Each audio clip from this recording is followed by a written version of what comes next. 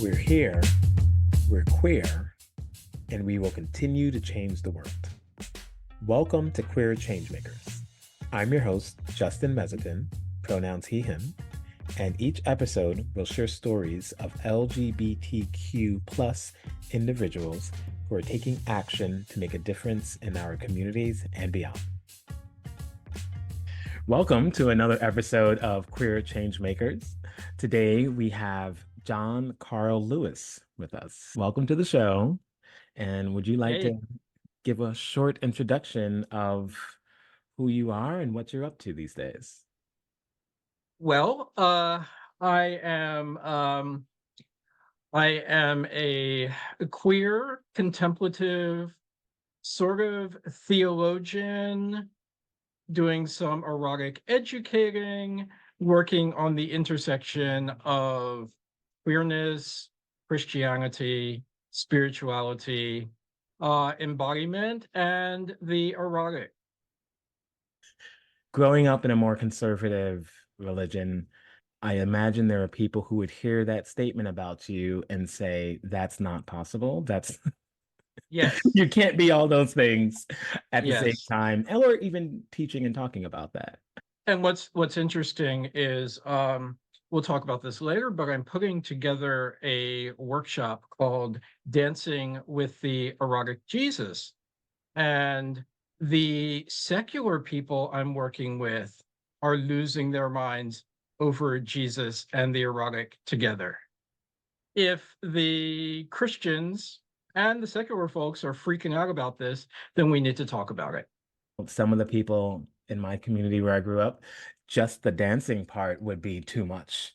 So adding the erotic Jesus there, I can only imagine some of their brains exploding. So how did you get into this work? Right now, I am in seminary. My program is in public ministry. And the point of my program is to create meaningful, progressive social change that is informed by spirituality, informed by the best of the Jesus tradition. Even though the title of the degree is Master of Arts in Public Ministry, what that ministry looks like is really open. That could be writing, speaking, launching a nonprofit to help raise the profile of queer spirituality in the Christian church. That's something I'm thinking about. Could be writing books. It could be a lot of things. But basically, my life project right now is to help people talk about the intersections. Um, Queerness, erotic, spirituality, religion, race, class, all the things. They're all tied together. And how I got here, I was raised a Christian. It's really funny because people who come from traditions where you need a conversion experience to become a Christian, I have nothing to say because my great grandparents founded the church that I was born in. Wow. And on both sides, we have been steeped in the Christian tradition. That has never been not true for me. There has never been a not attached to Jesus or God. Just hasn't been. And when I got to adolescence and my attraction towards other men blossomed into sexual fantasies and forms, I realized that that also is a part of me that has never not been. Mm-hmm. When your parents slip up and say something like, oh yeah, we thought you were going to be gay. And then they try to take it back. But you heard it and they knew way before sex was on the table. That's innate. And so how I've gotten to this point is this lifelong struggle to wrestle those two things together. Interestingly enough, the original title for my workshop was going to be Wrestling the Erotic Jesus. And after getting sort of beaten up by secular and Christian people alike, I realized they're wrestling, but I'm dancing. Nice. I That's want people to dance with Jesus. that And so is that's what we're going to be doing. okay. That is a little more of a beautiful statement and a little more Yeah. joy. Because like even if you are wrestling with Jesus, like what's the goal there, right? Like what's Yeah. the Who's thing? going to win? Yeah, someone's got to win. That's how you end a wrestling Right. match. Whereas dancing, like we both win, right? This is we're doing Yes, it we for the sake do. of doing it. Yes, we Um, do. I love that. I love that. Okay. I also appreciate what you said about your parents, how they knew They before you knew before did. you did. Yes. I think that's I don't know. I guess I appreciate that because sometimes we need other people are able to see what we can't always see. And when it Yes. comes to this issue, there's a lot of fear and people who think, someone made this choice at some point in time, or something happened to you and that's why. But for parents who care and are paying attention to their kids, they can see certain things that are like, huh, that makes sense, that tracks. And maybe Yeah. this is just life, right? This is just diversity in life. Well, what's interesting to me is for a while I lived outside the East Coast bubble in the desert Southwest, specifically New Mexico, and was exposed to Native American cultures, both the Navajo and the Hopi, um, had as part of their culture going back thousands and thousands of years a third gender. And there were people in the community who would watch children grow, and they would also see which children were headed toward that third gender, and they had procedures for nurturing them into that third gender. They Mhm. had roles. They were made into shamans. It's And so what we have in the Western world is this notion that we can cram anything into a kid and make them anything we want them to be. Whereas these two indigenous cultures, they look at the child to see who the child is. And then they make that child be the best themselves they can be. it's beautiful. I think someone was sharing an idea and they were talking about parenting and they were like, your kids are not yours. Like they're not yours. You don't control what happens. There's so much that you just can't. And your job is more just to like do what you said, like see who they are and help them be that more in the world. And I feel that's one of the struggles that I've gone through with religion, especially the Mm, more conservative direction you go in. There are things that are approved and things that maybe aren't approved. It's like, yes, no, you got to be one of these ways. There are boxes and there are boxes that are correct and right. Uh, and all the other boxes are basically wrong. Um, yes, yes. and it would be interesting to see as time moves forward if certain circles are able to how people grow out of that, Mm, being more, I don't want to only use the word progressive, but being more like, how do we see who people are? And, there are still ideas of right or wrong in a way, or there are ideas of morals that can come that are based in certain foundations. And I think that can be helpful, but allowing absolutely. a little more expression would be interesting. You mentioned how your parents were like, we thought you might be gay, and they slipped up by saying that. They didn't want to say that out loud. How has your journey been sort of accepting your identity and navigating in the context that you grew up in? It's been very difficult. I almost didn't survive it. Mm. There have been points in my history where it took divine intervention to keep me from killing myself. I was raised, as I said, in the AME Church, which is you know it is the oldest Black church tradition in the country. Um, and they were Methodist. They are mainline Christians. They were not Pentecostal. Um, they weren't sure about all that spirit flowing, so they were a little bit rigid. Um, and yet, because that was my family church, it was a rich, nurturing environment filled with Black professionals, educators who wanted the kids of the church to do well.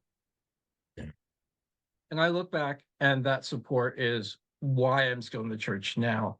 When I got to adolescence and was actually feeling my sexuality, um, started listening to all these songs on the radio about Jesus as lover. Mhm. These Christian guys singing about how much they love Jesus and him. I love him. He loves me. He's in me. I'm in him. I'm like, little brain was picking up on that well before I was interested in sex. And it's sort of like, yeah, I want an erotic connection with Jesus. And these guys are speaking it. Wow. And as I got towards high school, college, Christian contemporary music began being used as a tool of rising fundamentalist Christianity. And so by the time I got to college, that Christian, contemporary Christian music funneled me right into um, an evangelical fundamentalist group that didn't let women be in leadership, where I had to suppress my gayness, where I went through conversion therapy when I couldn't pray the gay away by myself. And I graduated when I still couldn't pray the gay away and was going to meetings in New York to make me straight. I was like, God, I don't want to live this way. I do not want to live without male companionship in my life. And at some point, God said, um, you've got sins, but being gay is not one of them. Hmm. And so since then, it's been a matter of figuring out where in the Christian tradition I get support for what God told me. Yeah. So where have you found those places of support? Um, in a word, in a phrase, I've found it in something called queer theology, um, which is not just queer people reading the Bible, but a way of looking at the Bible very carefully and seeing things in the Bible that cannot be seen from a heteronormative lens. They see, of course, David and Jonathan pops out. Hmm. I don't care whether they ever had sex or not. I don't care how many kids David had. I don't care how many women he chased. David and Jonathan had an erotic, bonded, intimate relationship between two men. And that's all a queer theologian needs to know. To know that there is our presence in the scriptures. David's an asshole, by the way. And we can talk about that. The the other strain is womanist theology. Hmm. Womanist theology is theology from the perspective of Black women. And it is a theology that embraces everything. It's not a theology that says, it's a theology that says, yeah, Black women take it. Black women are really on the bottom of the pyramid in so many, many different places. But Black women have power in solidarity. They have healing power. And that healing power is for everybody, not just women. Because if we don't bring along the men, then what are we doing? Yeah. We need the men to be healed too. so that we have a whole society. And I think the third strain, and this is the last one, is the Christian contemplative tradition. For centuries, Christians have been quietly walking away from the institutional church and seeking God in silence, in contemplation, in listening, um, to have a direct experience with the divine, to just get yourself quiet enough and open enough so that you can hear what the Holy Spirit is saying to you. And the Holy Spirit is still speaking,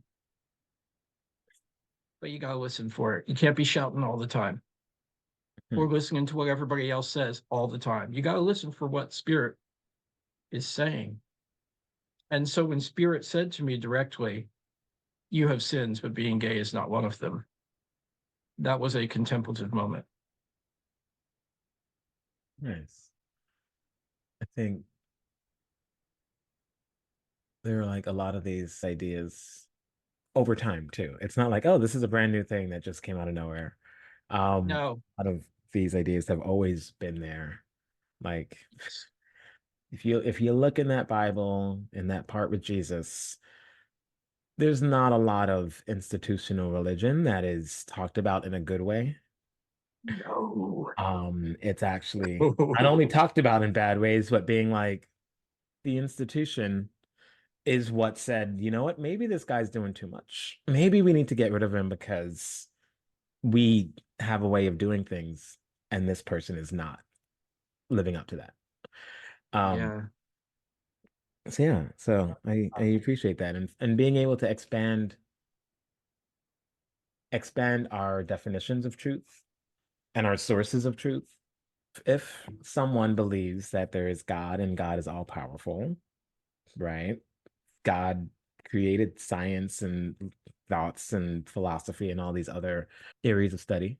Some aspects of Christian churches are like, no, that's bad, right? I have this one book that I only believe this one English version, and I believe that this one English version is the full and only truth. Um, Yeah. and And any we know what that version is. yeah, yeah, and it's like, okay, that's pretty interesting. And do you think the version you're reading is the same original version that you think made it to English? Some people do. Some people do. Yes. Yeah, Yes. they Yes. don't look at that paper that those pages that say like, hey, it was reprinted on these days and some edits were made and but it's interesting. It's interesting. So you had the spirit talk to you to let you know being gay, it's not a sin. You've researched and looked into some of these different, I don't know what to call them. So queer theology, womanist theology, and the Christian contemplative tradition. Um, Well, I mean, and what they are is alternative spiritualities. okay. They're alternative narratives, you know. Mm, alternative narratives. Awesome. And that's been great. That's been great. So now you're in seminary. Um, Yes. awesome. And you mentioned this dancing with the erotic Jesus. Yes. Um, I love the title because, as you said, it already caused controversy on all sides, which is a good thing. So, do you want to share a little bit about what they could get from that, what they would learn, and how they might grow? Well, for one thing, this is going to be a struggle for me because I have 55 minutes Oh, to help people move from an image of Jesus that our society has forced down our throats to the extent we don't even know how much that toxic Jesus has a hold on us. mm, Um, and move people to a place where there are other ways of seeing Jesus. Jesus has been seen in many, many, many different ways. Everybody has a different Jesus. The first Jesus that I would like to call attention to is Black Jesus. Hmm. We as Black people see Jesus and in an entirely different light than white American Christian nationalist Jesus. Mm-hmm. The violent Jesus, the Jesus that supports war, the Jesus that supports slavery and the oppression of women, the Jesus who is okay with killing all the Jews, the Jesus who colonizes other nations. That is not my Jesus. Hmm. That's not the Jesus I grew up with. And I would even go so far as to say, if you say that's the only Jesus, that is a racist comment. Because why does European Jesus sit as the default Jesus? Yeah. Why is the straight white male Protestant Jesus the only Jesus? All these things are connected. Race, religion, sexuality, it is all connected. And so I'd like to drop that bomb Mm-hmm. and then somehow get people back to another positive vision of Jesus, the Jesus of the mystics. In throughout European history, there were contemplatives who wrote love poetry to Jesus, men who wrote love poetry to Jesus, women who wrote love poetry to Jesus, asking Jesus to penetrate them, asking Jesus to love them, expressing their deep, deep, deep love for Jesus. This is a beautiful Jesus. This is a healing Jesus. This is a Jesus who wants to gather Jerusalem to his breast as a hen gathers her chicks. Hmm. That is a biblical reference, by the way. That's in the Bible. It doesn't get read a whole lot, but Jesus wants to gather the people of Jerusalem under Roman oppression to his breast. And the word in Hebrew, I believe, that they use for Jesus' breasts is feminine breasts, ones that give milk. And that's not the only place God has feminine breasts, the kind that give milk. Yeah. I love the diversity that is inside this book Yes. that a lot of people who say they live by this book refuse to see or refuse to acknowledge when they see it. That's when Yeah. it's like, oh, that's not what it really means. Or let's not look at that verse. There's this other verse where the Jesus that I want to see in the world is shown, and we're not going to talk about that other place. But Yeah. I do like when people get to bring this up because then you get to wrestle or dance. You get to dance with that. Be like, okay, so what is the joy? Or at least when I hear it, what is the joy in this difference? What is the joy in this diversity?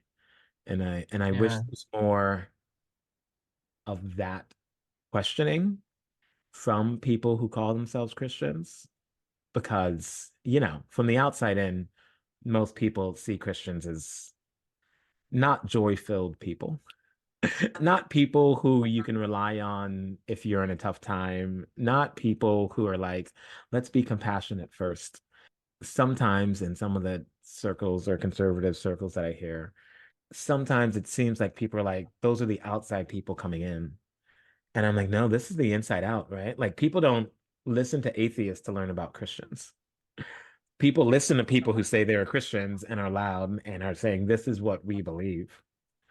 And I think there's a lot of people who may not fully believe it, but they're silent in the middle. And I think Yes. because there's Yes. silence, it's, well, the loudest voices say this, and you all say, close enough. We don't have to say anything about it. And Mhm. then people wonder why many churches are like on the downswing. Why people are leaving and not coming back. Yeah. People like to blame the devil or I don't know, social media or TikTok or the queer community. But it's like, no, Yeah. we've been here. Like, we don't have to like throw mud on your windows or drag you down. You were doing that yourself. Yes. Uh Yes. yeah. And I and Yes. I and like how you're sort of in that space and showing a different way to go. I think the important part of, this workshop, Dancing with the Erotic Jesus, is I really must make enough time. We are going to literally get up and dance. We're going to dance twice. We're going to do a slow dance with Jesus, and then we're going to do an ecstatic dance with Jesus.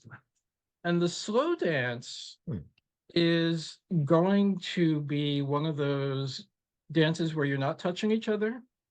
You're standing a distance away, you're sizing each other up, you're watching each other's moves, you're deciding how close you want to be. Mhm. You're deciding, do I even want to dance with this Jesus? Because quite frankly, there are people who are too wounded by this Jesus word to have any sort of positive relationship with him ever, ever, ever. And for me, that's okay. There are other spiritual archetypes out there for people to have. Mhm. I just happen to like Jesus. And so these dances, this first dance is to introduce you to what Jesus can be for you in a positive way. We'll talk about it. And then the ecstatic dance is going to be, how would you like Jesus to touch you? Hmm. Would you like to be held by Jesus? Can you let Jesus hold you? Can you embrace Jesus? Can this Jesus be a positive, tangible, physical presence in your life that empowers you to live your life joyfully and ecstatically? And can you dance with Jesus? That's Yeah, I can really see how some people may not be able to get close to the word concept archetype of Jesus just because of the sheer amount of pain that people have put on so many others in that name and the amount of power over time that people have attached to Jesus and politics and governments and throughout the world colonize like all of these things. Many of the people who showed up to do some of these major atrocities have said we have this Jesus on our side. Um, Absolutely. Absolutely.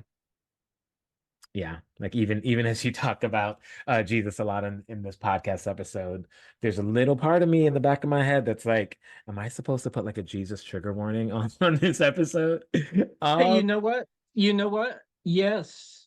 Yes, Jesus is not safe for a lot of people. mm, Yes, put the trigger warning on. I told the body electric people we need to put the trigger warning on. Someone suggested that I take Jesus out of the title actually and talk about, other ecstatic archetypes that are like Jesus, Krishna, Shiva. There are, Guan Yin. There are other archetypes around the world that I could easily talk about. And I said, yes, but if they get into my class that they think is a safe space and I say Jesus, if they're going to be triggered by that, it is better if they are able to make the choice not to come. I'm a weird Christian. I do not think church is safe for everybody. I do not think Jesus is right for everybody. mm, They can get to God some other way. I have got a whole lot of Jewish friends who can get to God without Jesus. yeah, that is not a standard Christian response, but it No. is fully true. There are And churches and who are that like, we don't want to be a safe space. And it's like, oh, that's Mhm. weird. That's weird for you to say out loud, but at least there is some honesty there. It's like Yeah. it's mean, but it's honest. And you know what? Sometimes I appreciate the honest, mean people who are like, no, this is where I stand, and I will hate, I will discriminate, and I'm okay with that because I I would love it. rather I would rather hear them say that, because then I know that, okay, well, I'm not walking in that door. Yeah, yeah. But I would not want to tell someone to show up there. And the people who do walk into that door, that tells me something about who they are as well. The Yes, people yes. who may And hear that and say, yes, we are not a safe space and we're proud of that. Cool. These are people I don't want to be a part of. And I feel sad for some of their queer children and queer friends, but it's better than the people who say, no, we're loving, we're accepting, and then you show up there and then you get the mean, you get the hurt, you get the pain. And it's like, but you said you're supposed to love everyone. I don't understand. You baited and switched me, or there's even more of that going on than you realize. There is a trend among mega churches, especially, that look hip: the skinny jean pastor, the contemporary Christian music. Black churches do it too. We love you, love you, love you. We're not going to say anything about queers are bad from the pulpit, Mhm. but you are not able to sing on the choir. You are not able to be a parking lot attendant in some of these churches if you're queer. Yeah, But they say we love you. They say we want everybody. They even say they want queer people to come. They won't marry them. They won't let them do ministry. They will tell them they're lesser. yeah, Yeah. And my beef is um, churches that claim to be progressive, um, who do not explicitly tell the world that they are welcoming and affirming, and I go to celebrating. If you do not tell the world you celebrate queer people, I'm not going to send any of my queer brothers and sisters to your door. I will not recommend you, because y'all need to look different than those other folks. yeah, Y'all got to make a choice. I don't like dichotomies. I don't like black or white. But is your community able to run the flag up the pole and say, yes, this is where y'all are welcome? Or are you going to let them go to that other place where they say they're welcome and beat them up spiritually? yeah. And one of the things I love about that idea too is I want to see those churches look into a mirror and see the truth. Whereas they can say, okay, fine, fine, we'll make a statement. Queer people can sit in these pews, queer people can sing with us, queer people can come to our potlucks, but we won't let you get married. We won't let, if you are in a relationship, we may ask you not to hold hands in church. We're going to say this. We're not going to let you perform. We're not going to let you do this, or we'll let you sing in the choir as long as you're not loud about it. Right? Yes. Say it out loud. Because what the truth is, many people, if they were to write that out and look at it as words on a paper that represents their church, they will see that this is not good. We can't stand Right, these words. We can't put these words online. Someone's going to right. see that and they're going to think something bad about us because of the words that Mhm. we wrote. And I think a lot of churches, if they were to go through that, they would see that honestly and they would realize, wow, I guess we're not actually being loving. And then they have to do that real work. They have to do A that lot of real them work. would rather say like, "Oh, we don't have an official position on this because Right, right, this might right, split up right. our church, and there are other issues in the world that we're working on as well." And I Oh my goodness. Oh my goodness. That makes me angrier than anything else. That makes me angrier than anything else. If we welcome queer people, then Latino people may be uncomfortable because you know they're Mm-hmm. uncomfortable, or Black people won't come because you know they're uncomfortable. Yeah, so what are you saying? You know, you can't support me who's sitting in front of you because of this hypothetical person who might walk in the door who's going to hate on people outside the church. How is that helping you? Yeah. Is that who you want? You want them or me? Because it's coming to be that sort of choice. Mm-hmm. Yeah. And even with that, if you do say you want them or me, and you know that if I'm there, they are going to start hating and they're going to leave, what are you going to do to help?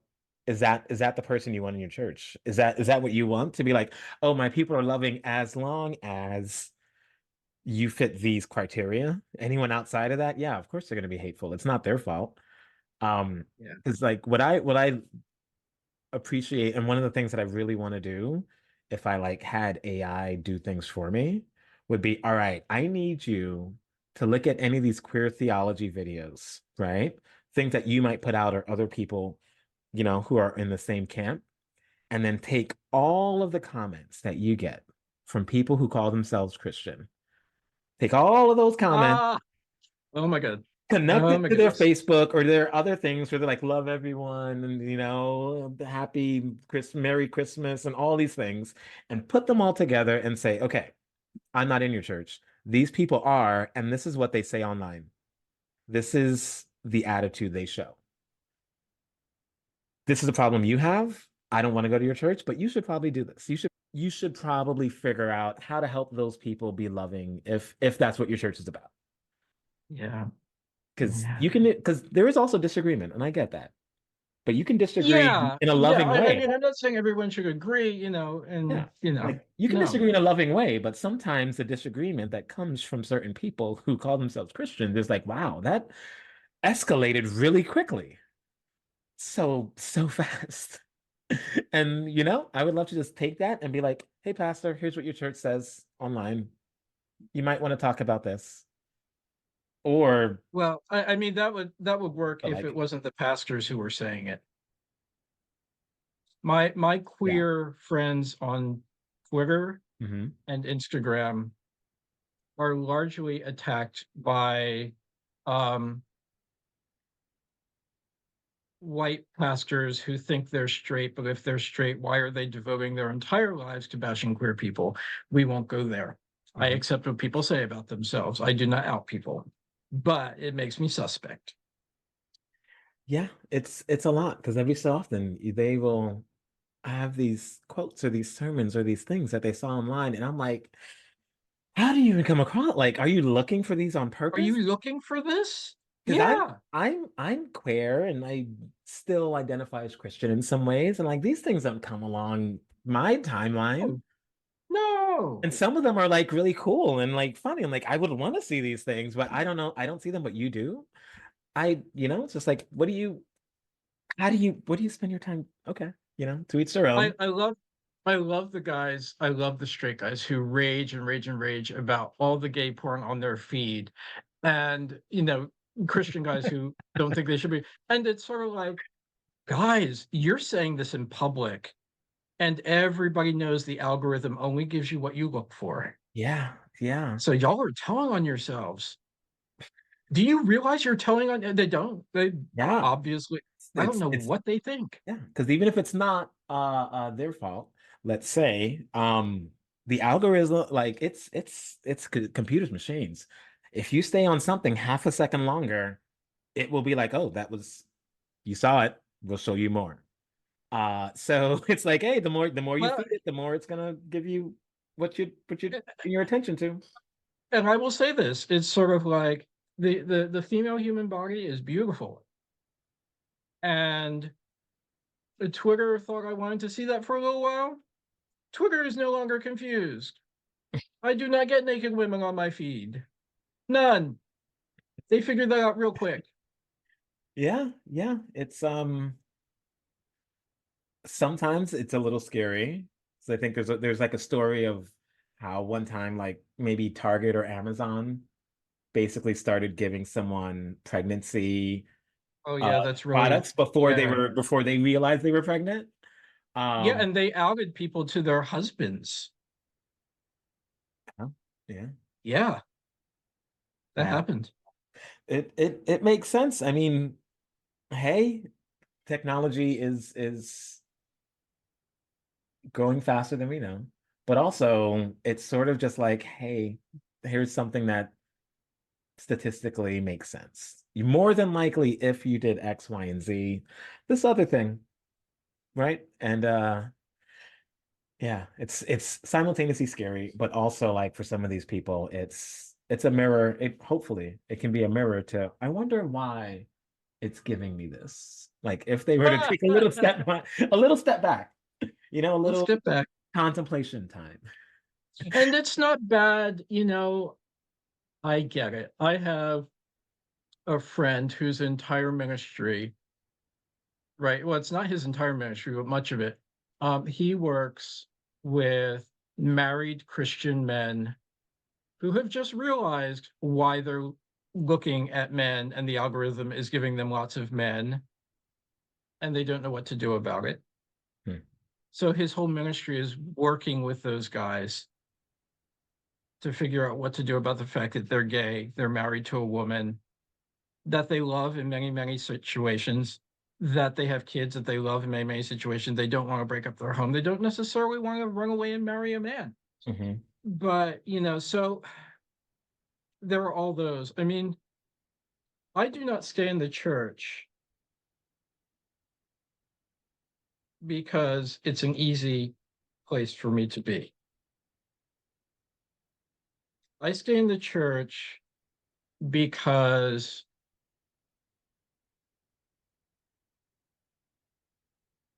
89% of queer folks are raised in the church. Mhm. They're kids. They can't get out. They can't walk away like I can. If I walk away from the church, I'm walking away from them. Do you know 54%? I mean, the number, I think the number, there are huge numbers of white Christian queers who leave church and never look back. Mhm. Do you know that Black Christians stay in church to the tune of 54%? Wow. 54% of Black queers stay in the church. Now, they're usually in the South. They're usually cis male. That makes sense because trans people and women get so much shit from churches, they have the good sense to leave. Yeah. And somehow the cis men say, I got too much to lose. Hmm. So they're there. Our people, our queer people are there. And they want a relationship with the divine. And Jesus does it for them. And they don't need to hear shit from the pulpit. They need to hear love. Yeah. Yeah. I think about that a lot. And because like I volunteer with a group that tries to build queer bridges for Seventh-day Adventists. So that's, more Yeah. conservative and already more different than other Christendom. And one of the weird, bright moments that we get from people, especially people who are against us and inside the church, are like, why are you trying to stay? Why don't you just leave? And I love the idea of that question because there's some part of them that has compassion enough to know that they are hurting the queer community. Yes. They would Yes. rather Yes. not Yes. have to hurt you. And the best Right. way for them to stop is for you to not be there. Right. And like Right. asking that question tells me that there's a little bit of it's a weird hope. It's a weird hope. Um, but Well, we're not talking yeah. about, I mean, the people who sit in Christian pews, the people who pay the money, even the people in seminary, so many of them Mm, are not hating, loving people. They're stuck in this system that tells them this is what they're supposed to think. yeah. And let me tell you, my brother, when I know a lot of um, clergy people who, and it's not just the queer issue, June 2020, a lot of white ministers in what they thought were progressive churches and what they thought were middle of the road churches got up in their pulpits and said, what happened to George Floyd was wrong. The police were wrong. You know, many of them lost half their congregations, funding, and many of them got kicked out of their pulpits for saying George Floyd shouldn't have been killed. They got pushed back for that. Some of them lost their jobs. So you've got people who want to support Black Lives Matter in white churches. Mhm. You've got people who want to support queer people in Black churches. And that damned institution will not back them up when they do the work of Jesus. Yeah. So they're not bad people. They're not all bad people. Yeah. Like I I'm think not sure. most people aren't bad. Hard to say. I don't think most people are bad. And even some of the people who may do things that are objectively bad may not be thinking, I want to make a good decision or bad decision. That decision is obviously bad, and I'm going to do that obviously bad decision. Like I don't think Absolutely. that's how it is. I think I don't know how to do the good decision. I can't even see the good decision from this, right? Like I'm supposed to Right, do right. this thing. Um, and I yeah, I look forward to as you do different types of work, right? As you stay in some of these communities and have some of these harder conversations and talk about the erotic Jesus out loud in ways where people can see it and have that internal reaction to it. That opens up space, that opens up a little bit of more of a gap for people to think maybe there is a different way. But I think Yeah. if they don't have that maybe there or seeing that different way, it's going to be same thing we always do, right? How do we silence this person, exclude them, tough love that is just hate. It's just hate with Yeah. rebranded. I'm really happy for people like you who are staying in your tradition and doing this work. I have a book written by a Seventh-day Adventist on queer readings. Well, they're not queer. That's another issue. LGBTQ affirming readings of the scriptures. Mhm. And I was like, yes, I'm glad to see that in that tradition. But your presence is much more powerful than that book. Yeah.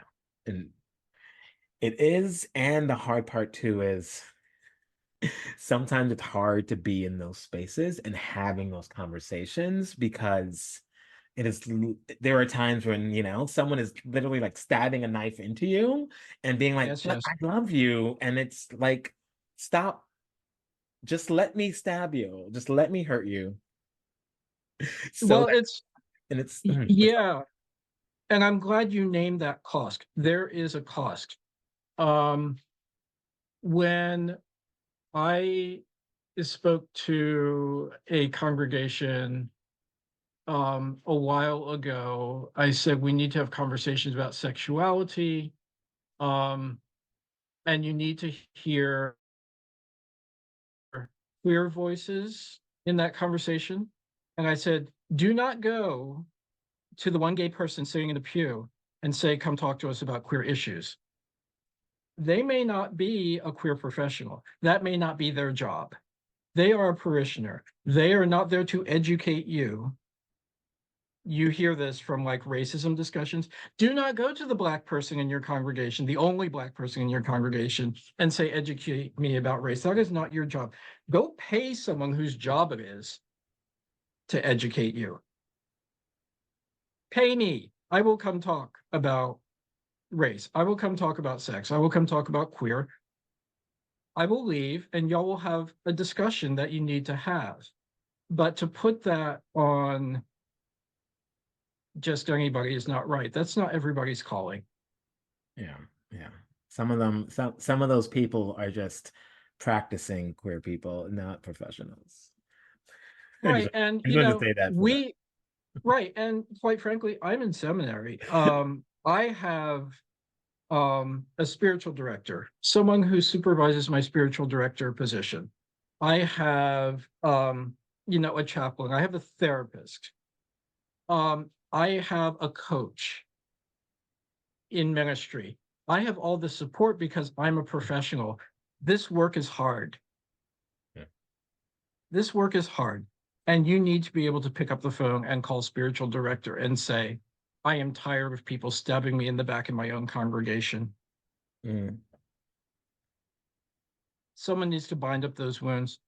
And I think one thing that I want to say before that's very important is I think part of my work um, is to let people know there are many of us and you need to plug into affirming community, whether you're Christian or not. It's hard to be queer. It's hard to be trans. I think the trans people get it. The trans people seem to be in community. Yeah. But as queer people, we need to be in community with each other. This is not a solo thing. We cannot do this alone. And so if you can't walk into a church or any sort of space that's affirming, you need to find some sort of group of people who can help you out. Hmm. Find older people. I love the fact that 16-year-olds are coming out in high school and supporting each other, but there are things that 16-year-olds do not know that a 20-year-old, a 35-year-old, a 45-year-old can say, don't you even go there. I affirm you. That is not a good route. Because I did it and it was bad. Yeah. It's that's a theme that comes up a lot, is having some of these intergenerational conversations, dialogue, connections, communities. Um, Yeah. it's easy at times, especially when you're young, to think that it's different because I'm young, right? Like these people, who knew what the 80s were, the 60s? Um, and every so often when I'm in some of those big spaces and people talk, it's, wait, those are the conversations that I have. Right? These are the jokes that I would make with my friends, but this person is 40 years older than me making the same jokes. And I'm like, that's not what I've been led to believe about older people. Right. Um, Well, it's really funny because I sat in on someone else's workshop at the Q Christian Fellowship Conference. mhm. 700 of us, 700 queer Christians. We had a party. We did joy. I wish straight people could see how much fun we had because that's the church.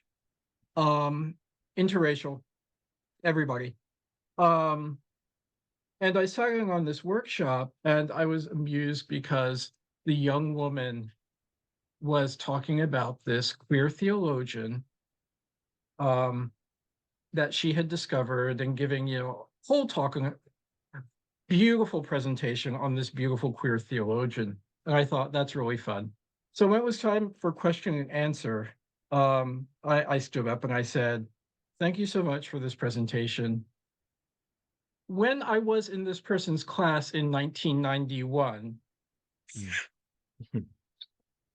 Yeah. so we know these people who have done the work before. I was queer in 1990. I'm sorry. That's not new. I knew asexuals in the late 80s. They are not new. Mhm. None of this is new. My husband almost didn't marry me because he thought of marriage and his friends did. He's 72. He and his friends were all radicals. They were not these cleaned up, suit wearing cis gay men in the 80s who like made marriage happen. Mhm. They were like, Chuck marriage. We don't need that. We're going to live the way we want to. Yeah. That's a challenge for me, slash something that I want to work towards, is having more of those conversations with my elders, with the peoples whose shoulders I'm standing on, without even knowing their faces, without even knowing some of their names. When I see it, it's like, wow, that was you're saying some things that are hard to say today out loud, and this is 20, 30, 50 years ago. It's simultaneously inspiring and a little, and then there's a part of me that's also a little like almost resentful or sad. It's like, okay, so before I was born, these people were sharing this, and no one shared it with me. No one told me about it. No, like I learned so many other things, but like some of this is just hidden for reasons. And a lot of those reasons are also like proactive. There were powers that be that said, no, no, we will quiet these voices. We will not have these books proactively displayed. We will not teach about this. We will not. We will continue to be like, oh, that's new. That's impossible. You can never be a queer Christian. I would, that no one has ever heard of it before in my life. Um, Yeah. and But one of the things I need to name, and I always hold off on naming this, but it is important. Um, when I came out and was looking for mentors was 1988, 89. People were dying right and left. All my mentors, I would go seek out a mentor. I sought out mentors and they were dead in 5 years. They died. And the ones who didn't die got tired fighting to keep their friends alive, got tired fighting for the drugs. And by the time I was ready to like be a functioning part of gay society, you could not find those guys. They were tired. mm, They were tired. They were home. They were taking care of themselves. They were licking their wounds. They were dealing with, you know, all that grief. yeah. So that didn't help. So, guys like me who remember before Mhm. need to be a little proactive and make those connections. Yeah. And sharing those stories and being in those spaces, like being at the QCF conference and being able to share that, right? It's because some of this, if some of those people aren't around anymore, it's easy to historicize this, to be like, this was a Yeah. bygone time and we have nothing. We just have some of these writings, but sharing the stories of here's what that person was like. Here's the kinds of jokes they told. Uh, I like to laugh. So sometimes when I use examples, I go to the jokes first. It is funny. I mean, because, uh, I could tell funny things about John Boswell, who wrote, Christianity, Social Tolerance, and Homosexuality. I can tell you really funny stories about Peter Gomes. You probably don't even know these names. I don't. They were groundbreaking people who blew the doors off the closet. Mm. And then now they're gone. They're not around anymore. Yeah. But they were funny. They were sexy. Yeah, like sometimes in the group that I'm part of, SDA Kinship, they bring out these old albums of our early meetings, and we've been around since 1976-ish, and we've had like a yearly Yeah, right. conference since 1980. Yeah, Yeah, Kinship. Since kinship. 1980, we've had a yearly conference. It went online for the pandemic twice and went back to offline. But it's like some of the pictures from the 80s from these people who were there. I'm just like, wow, they were doing this within the Seventh Day Adventist context that I'm a part of. And you see some of those and like, what was that like? And we And do folks, have they were hooking up. yeah, yeah. They were like, oh, that They one were that hooking one up. time we made it to Hawaii. Y'all, we can't share Ha! those stories. We can't share those stories anymore. Yeah. But also, and we also have I think two AIDS quilts, and a couple times at our conferences, someone would say, "Okay, I remember this person. They were really good at singing, and this one played the piano, Yeah. and these two would do like drag shows at our thing, um." And on some levels, there's a sadness, but there's like these people who are gone, but also their memory lives on through retelling these stories and sharing those It stories. does. And I Yes, think yes, yes. that's the I don't know, I guess that's what life could be. It's Mm. those who Mhm. are gone aren't really gone, if we continue to tell their story And yes, there's a lot of struggle, there's a lot of pain, and we wish they would still be here. And at the same time, they were funny, right? They were sexy. They commanded a room, they had an attitude, they had a caring, they had a nurturing. And I think being able to share that keeps them alive and Yes. provides more life to those of us that are here now. And Yes. and Yes. we can see that. Okay. Wow. We've gone in many directions. But I love this conversation and seeing and reliving the past because then we get to bring it here to the present and we get to continue making this a gift, continue thinking of where it can take us. Okay, Yeah. so with dancing with the erotic Jesus, when is that so people can sign up for it? Well, it will be March 17th, Sunday, March 17th at 8 p.m. Um, what they're doing is they're bringing in people who are sort of learning how to be facilitators of erotic space, and they're Hmm. letting us do whatever we want. I said I will be keeping my clothes on, and maybe we'll do some dance, and maybe we'll talk about the erotic, but we will keep our clothes on. Um, and so we'll just have like this experience of dancing and being together, and you know, Okay. it's at Sounds bodyelectric.com, I believe. So, and I will give you the link so you can drop it in the show notes. And okay. Sounds good. And we'll definitely have that so people can follow up and hopefully join. A conversation went in different ways, and now we're going to sort of move to rapid fire questions. But my okay, first question that I usually ask midway in an episode is when you think about our LGBTQ community in the current year, we're at 2024, what is one future vision you have for the next step? we need to lean into our intersectionality. Hmm. We need to um, walk away from the notion that queer looks like this, and we need this type of person to speak for us.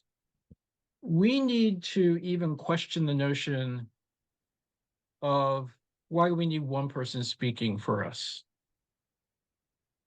Let's play with collective leadership so that we have three voices on the podium instead of one. And, let's start honoring. I'm not saying throw out all the old white cis men, but let's put their voices in conversation with everybody else because they got wisdom too to share. They Yeah. may not use the right words. I'm sorry. Some of them are old.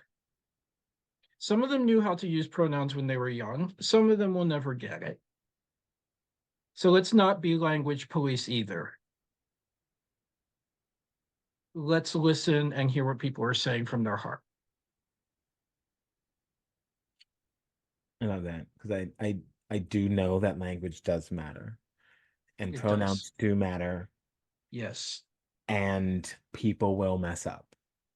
And I do Yes. think that not just in queer communities, but in some liberal and progressive communities, there's a lot of policing that happens. And it's like we're on the same side and like someone, yes, made a mistake. Yes. Yes, someone needed to be corrected and held accountable. Yes. But sometimes the hammer comes down so strongly. It's like there are people who are just too afraid to do anything because Yeah, they they don't are. want to They do the they wrong thing and they don't enter they the feel trapped. conversation because they're afraid. Yeah. And that's And bad. yeah. And like I can't expect other communities to help us out too much. I don't expect other communities to help us out. So when someone is at least trying to be on our side, we need to have that grace. And again, people can still make mistakes and we can call them out. We can hold them accountable, Yes, we but can. Yes, we can.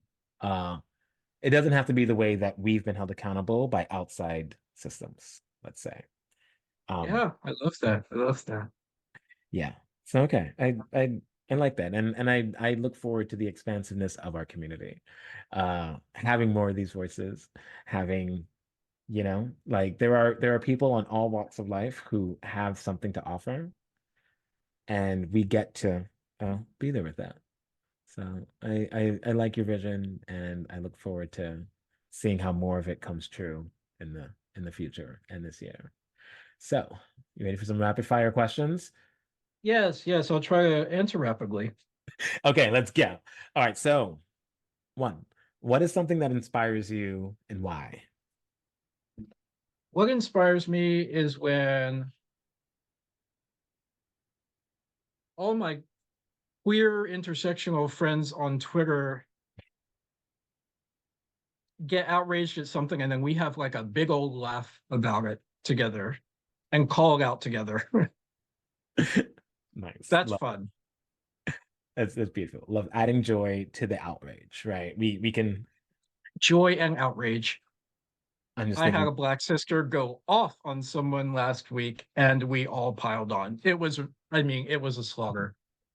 I'm sorry. I feel a little bit bad about the person we piled on, but they've been warned before.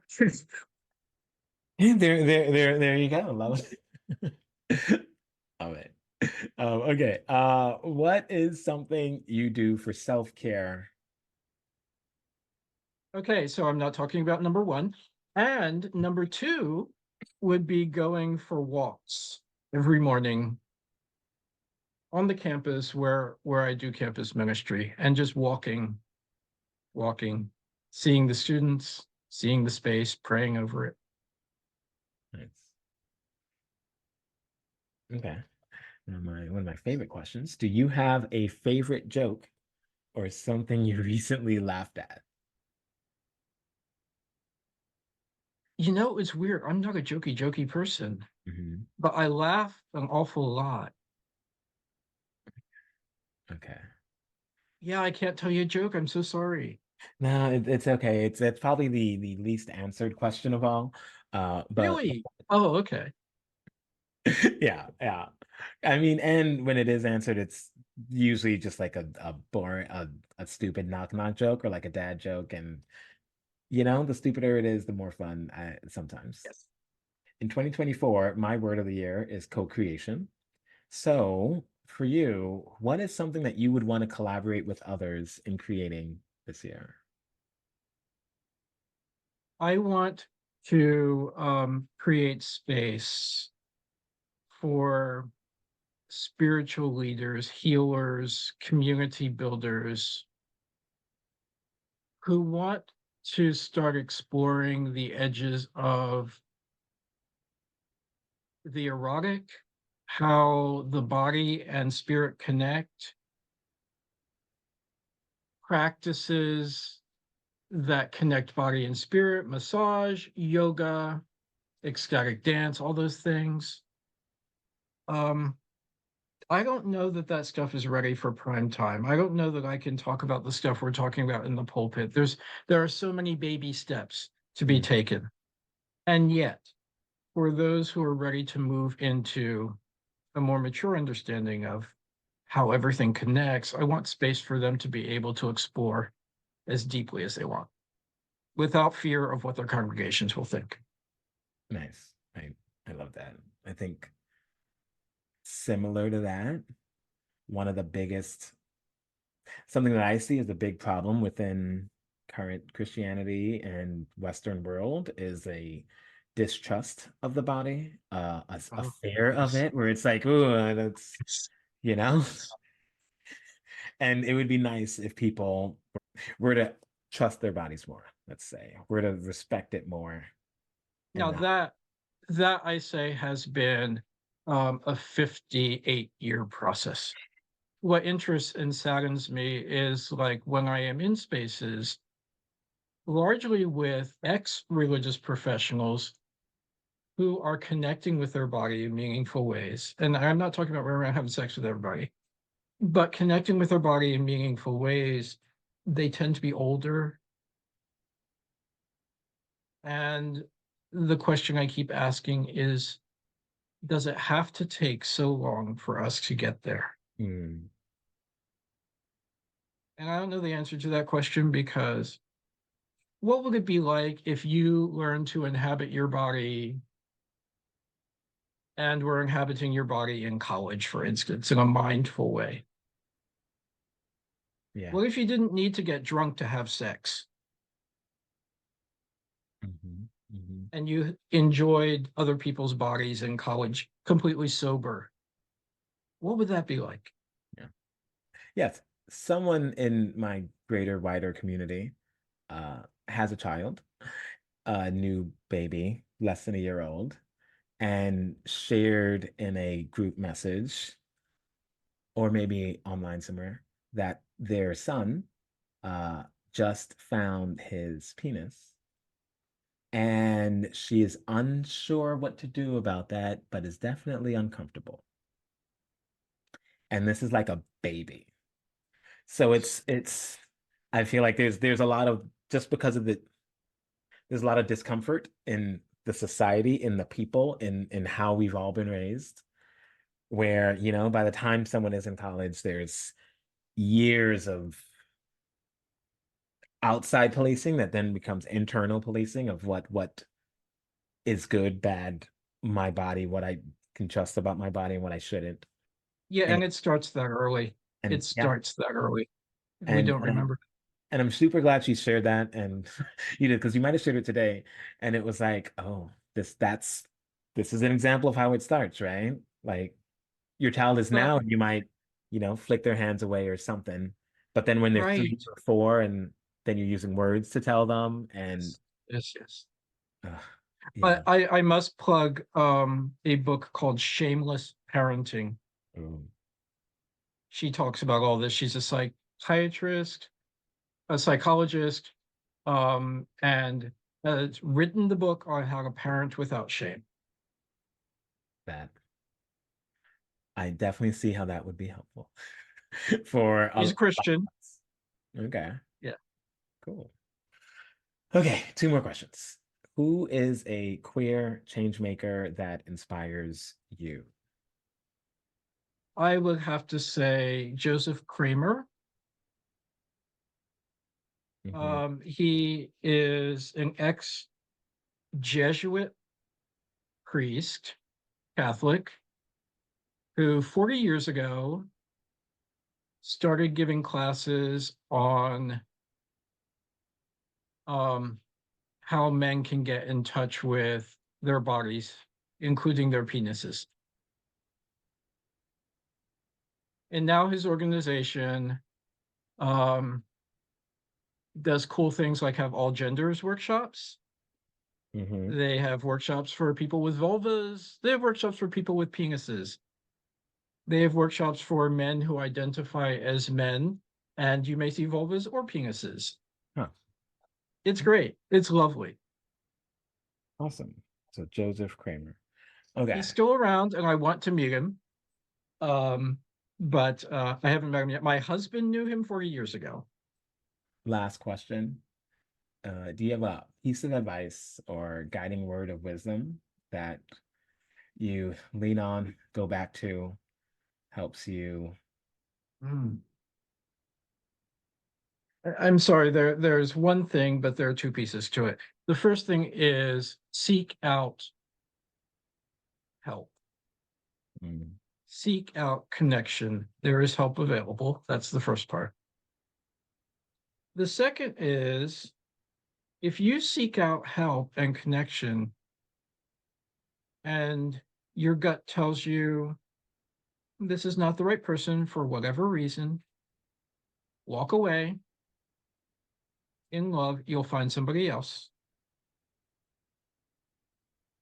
But you got to trust your gut because spirit will connect you with the people you need to be connected with, but you got to be really honest about what your body says about who you're talking to. right. I love that. Thank you so much for this conversation. Thank you for taking the time out and sharing so many stories, words of wisdom, and ideas. I look forward to this dancing with the Erotic Jesus. I don't know if I'm going to make it, but I'm definitely going to share it and would hope to see how that goes. So I will put your contact information in the show notes as well so people Mhm. can connect with you directly. And Sounds good. yeah, just thank you for the time. Thank you. This was so much fun. I appreciate your time. Thank you for listening to this episode of Queer Changemakers. This is Justin, and I hope you were able to get some inspiration and maybe some ideas about how you can take action to create positive change in your life, communities, and beyond. See you next time.